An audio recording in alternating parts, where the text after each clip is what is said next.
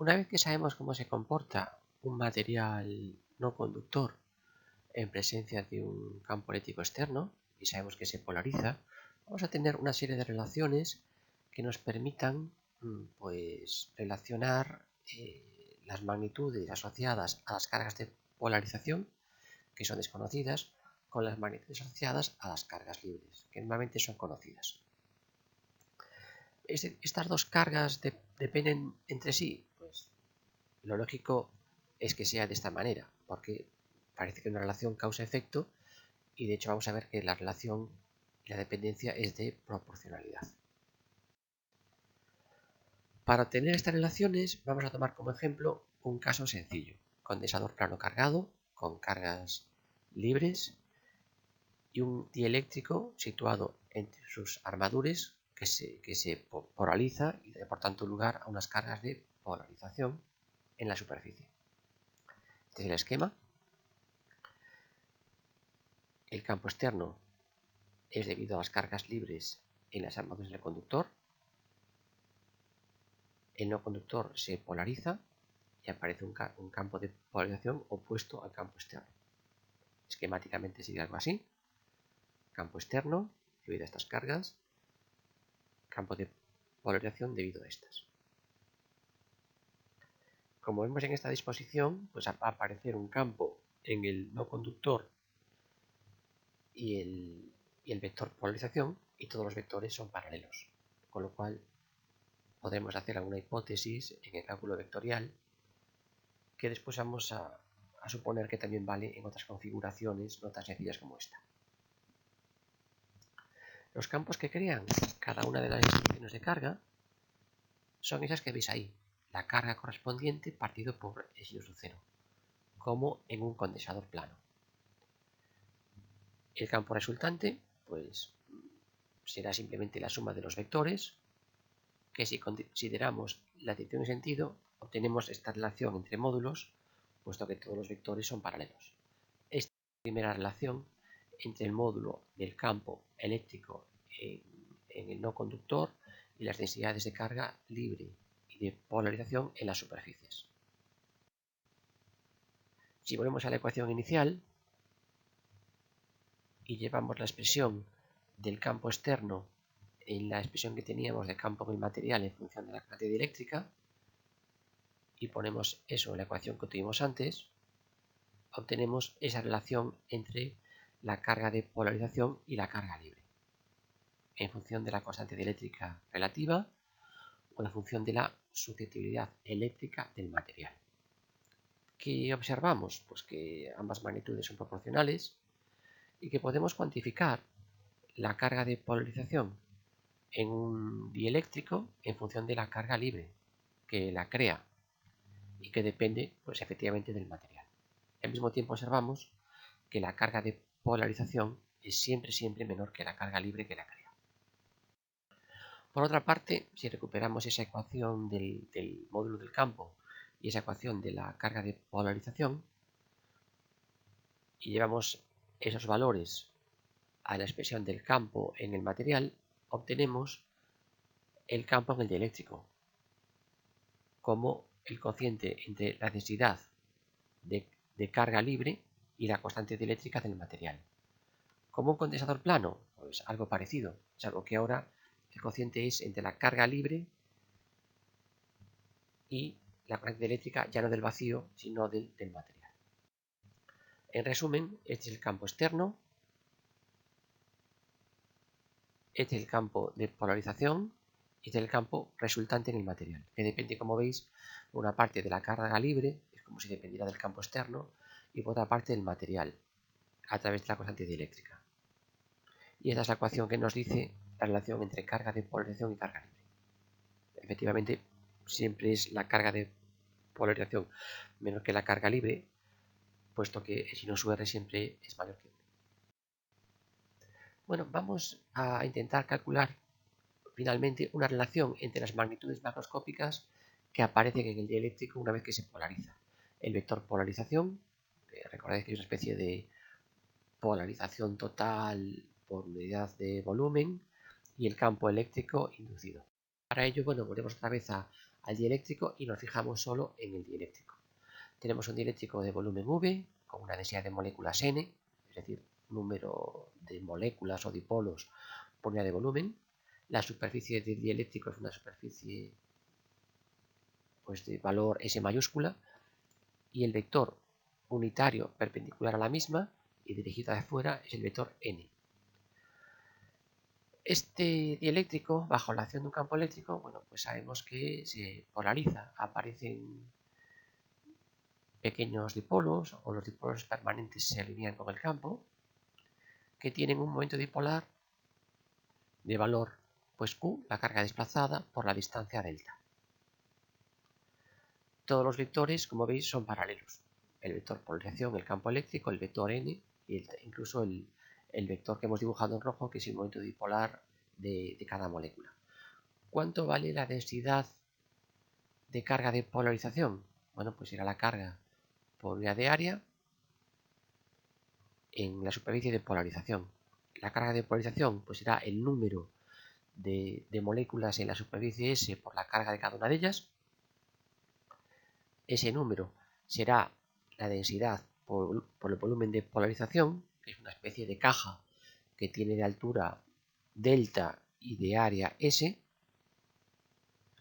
Y fijaos que ahí se nos cancela la superficie del dieléctrico arriba y abajo el cociente y nos queda que la carga de polarización es la densidad de moléculas, el desplazamiento en los dipolos por la carga de cada dipolo y eso es precisamente el módulo del vector polarización. Como todos los vectores son paralelos, podemos, en vez de poner el módulo de P, el producto escalar de P por unitario perpendicular a la superficie, que tiene un resultado de P por 1 que efectivamente es P.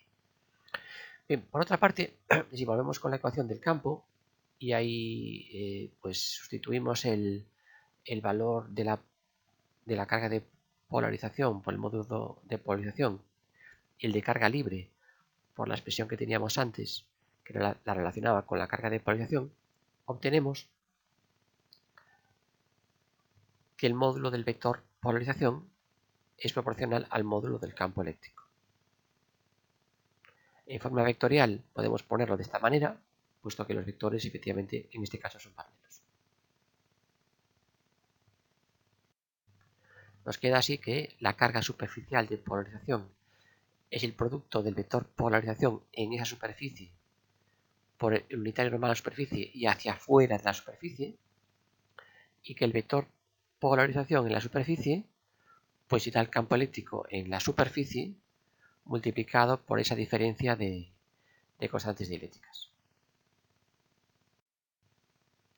Bueno, ¿cómo calculamos el campo eléctrico con carga con simetría? Pues utilizando el teorema de Gauss. El flujo de ese campo será la carga dentro de ese partido por S sub 0. Vamos a ver cómo el teorema de Gauss tenemos que reescribirlo para que nos sea útil. Y para ello vamos a utilizar el condensador plano pero con un dieléctrico entre armaduras. ¿Por qué no nos vale la formulación que tenemos de antes? Porque al hacer eso vamos a tener carga libre que conocemos y carga de polarización que no conocemos. Entonces esa expresión realmente no es útil. Bien, pues tomemos el esquema que teníamos antes, con las armaduras con carga libre más menos, el dieléctrico en el medio con carga de polarización más menos, todos los vectores ahí veis que son paralelos, y vamos a tomar una superficie gaussiana de integración S mayúscula, que es un paralelepípedo que encierra, pues claro, parte de la carga que tenemos ahí. Encierra parte de la carga de polarización, en el esquema que hemos tomado va a ser una carga negativa, y parte de la carga libre en el conductor. Esa es la carga que encierra la superficie S. En esa expresión hay una carga que en principio no conocemos, que es la carga de polarización. Bueno, sabemos que la densidad de polarización es carga por unidad de área, con lo cual podemos despejar de ahí el diferencial de carga de polarización e integrando obtener la carga de polarización que nos interesa, que sería la integral de la carga superficial de polarización en el dieléctrico. Pero si os fijáis, en el teorema de Gauss la integral es en la superficie total. Bueno, podemos pasar de una integración en la superficie del dieléctrico a una integración en la superficie total, puesto que solo hay carga de polarización en la superficie del dieléctrico. Podemos intercambiar el carácter vectorial del vector unitario n con el del vector área, puesto que son paralelos, y si recordamos que la densidad superficial es P por n, pues tenemos ese resultado, lo llevamos a la ecuación, y nos queda entonces, como todos los vectores son paralelos, nos queda entonces que el teorema de Gauss se escribe así: el flujo de esa cantidad es la carga libre. Esa cantidad, que es una combinación de campo eléctrico y campo de polarización, se denomina vector de desplazamiento, resulta ser igual a la constante dieléctrica por el campo, y entonces obtenemos otra expresión del teorema de Gauss, en presencia de dieléctricos, que dice que el flujo del vector de desplazamiento a través de la superficie cerrada S es igual a la carga encerrada en esa superficie, pero claro, solo la carga libre. Las unidades de este vector de desplazamiento, de acuerdo con la expresión del teorema de Gauss, son coulombio metro cuadrado. Y por supuesto, si no existe dieléctrico, solo hay cargas libres, recuperamos la formulación original del teorema de Gauss, porque en ese caso P es 0, y si despejamos el 0 para el segundo miembro, pues nos queda lo que ya teníamos, solo hay carga libre encerrada en la superficie S. Entonces, ¿cómo calculamos ahora E con simetría? Pues con el teorema de Gauss. ¿Y con qué teorema de Gauss? Bueno, pues si comparamos las dos expresiones se pueden emplear con conductores y no conductores, pues son la misma ecuación, ya que el vector D es sigma por E y la carga de polarización es el flujo del vector de polarización, pero vamos a emplear la de la derecha, porque solo depende de la carga libre encerrada por la superficie, que es la que conocemos. Entonces calculamos D y después calculamos el campo eléctrico. Bueno, aquí tenéis un diagrama de flujo de cómo se resuelven estos problemas cuando tenemos simetría y conductores y no conductores. Lo primero es, bueno, pues utilizar el teorema de Gauss con el vector D, ya que los datos que tenemos son la carga libre. Entonces calculamos el vector D. ¿Cómo lo hacemos? Pues primero analizamos la simetría de la carga, plano, esfera, cilindro, línea, y calculamos la dirección y sentido, es decir, su unitario. Elegimos una superficie cerrada para hacer uso del teorema de Gauss, en donde el vector D sea paralelo o perpendicular a la superficie. Pues típicamente una esfera o un cilindro. Calculamos así el módulo. De esta manera obtenemos el vector D. Una vez que tenemos el vector D, calculamos el campo eléctrico simplemente dividiendo por la constante dieléctrica. Si tenemos varios dieléctricos, pues partido por S1, S2, S3, etc. Y si es el vacío, pues será S0. Si queremos calcular alguna magnitud en el condensador, pues, por ejemplo, la diferencia de potencial entre armaduras, pues calcularíamos la circulación entre la armadura positiva y negativa, introduciendo en esa expresión integral la expresión del campo eléctrico que obtuvimos en el apartado anterior. Y tomando como línea de integración una línea sencilla para el cálculo, un trozo de radio, una línea recta, etc.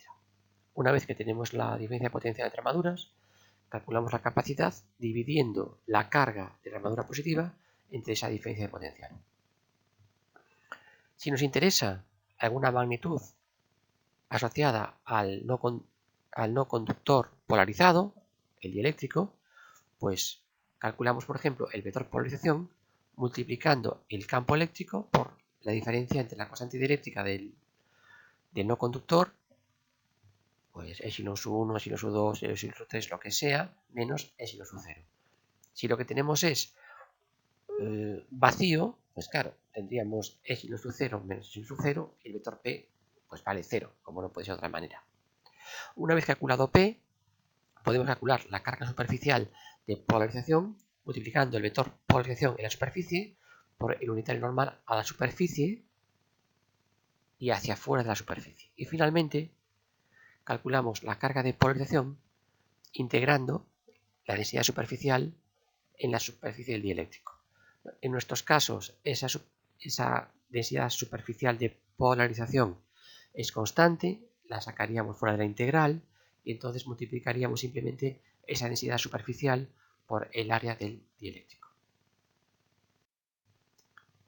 Bueno, tenéis en la telemateria la prueba voluntaria de teoría, que son 2 cuestiones del curso pasado y que deberéis integrar si queréis la semana que viene. Os mandaremos un aviso.